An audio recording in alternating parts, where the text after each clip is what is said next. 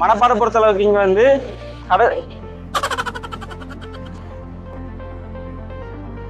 Guys Manapparai பொறுத்த அளவுக்கு வந்து ரெண்டு சைடுமே கடல் இருக்கும், நடுவுல தான் சர்ச் இருக்கு. இந்த சர்ச்சில் ஃபேமஸான மூவிலாம் 2-3 மூவிஸ்லாம் வந்துருக்கு.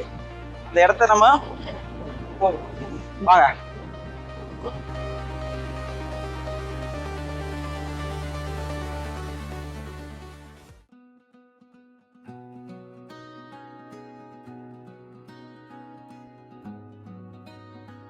गाइस இப்போ எங்க வந்தோம் அப்படினா லைட் ஹவுஸ்க்குள்ள. லைட் ஹவுஸ் மேல என்ன வியூ பார்த்தோம் வாங்க. வாங்க போவோம். வாழ்க்கையில ஃபர்ஸ்ட் முறை லைட் ஹவுஸ் ஏறுறாங்க. வேற லெவல்ல இருக்கு. இத பாக்கும்போது எனக்கு என்ன படம் வருதுன்னா கில்லி படம் ஞாபகம் வருது. வேற லெவல் गाइस ஹீரோ. அப்படி இருந்தோம்.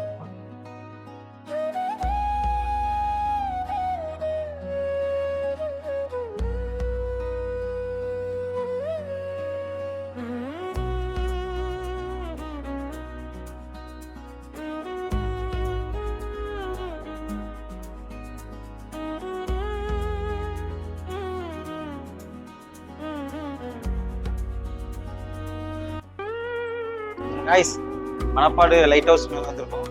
அட்மாஸ்பியரை பாருங்க.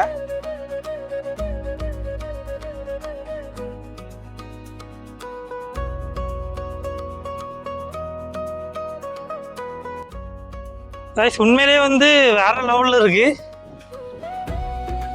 அந்த இடத்துல சர்ச் இருக்கு. கீழே 2 குரங்கு.